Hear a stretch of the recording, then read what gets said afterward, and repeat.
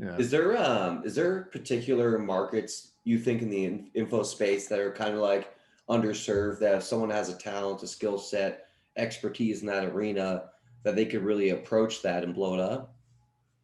Um, I don't think there's anyone that's underserved. I think there's really good products that we got our team to go through like Udemy or Skillshare and these ones and just see like random courses, just buy a course, go through it and see how the product is. That's kind of a client acquisition strategy for us. And it's like if they've got That's cool. if they're selling for $37, you put the right funnel in front of it, that entire course, if it's solid, valuable information, is now worth $1,000. It just comes down to how it's valued in the proposition.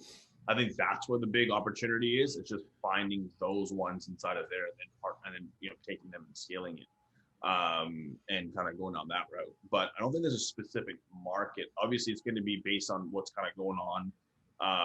It's also cyclical based on economic terms. Like during COVID, everybody that had a digital business blew up. Like we had clients that were like days away from shutting their doors down, and I'm like, stop, don't react. Let's be proactive here. Flip their entire funnel from where they were like charging for a front end to just being free. And 6 months in December when we're doing our year wrap up call, they're like just transitioning that funnel during the time where there's so much attention. They've doubled their businesses, but it's like just getting creative on figuring out how to do that properly. Yeah, no doubt.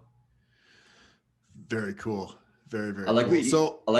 go ahead, Gabe. No, go for it. I was gonna say, I like what you said as far as taking a $37 and making it $1,000 product. That kind of stood out to me because it's all about, the end of the day, what is the end value that a consumer is going to get from taking a course. Like there's a local kid here, great guy, he's 18, and all he does is day trade. Like that's how he makes his full-time income, and he makes a great income. He makes over 100 grand a year, and he's freaking 18. Like I wish I figured that out when I was 18. And then the way he does it too, it's like, I don't even know how, but it's like with indexes, the market's 24/7. And then anyways, without going too far into it, he has like some training he does, and he does like I think it's like he charges people like $140 a month or something like that. I'm like, man, competitors in your space are charging 2,500, 3 grand, 5 grand, and he's like, that's just a lot of money. I'm like, well, it depends at the end of the day. Like, regardless of how much something costs, it's more about how much something is worth to someone else. Like if you think about it from that perspective.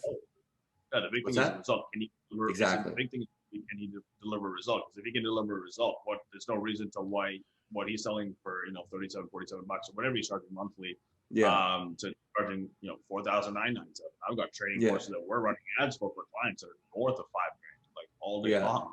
And I'm just like, it just really comes down to getting that taken care of. There's a lot of the young kids that have done phenomenally well, but it's like I think it's a belief factor too, on being able to ask that price point. Because if you can crack that belief, the business just scales. And that's where a lot of the times I want to find guys like him, where it's like, yo, you keep doing you, let me take this and make you 10 times more money in a less amount of work, and kind of going down that road.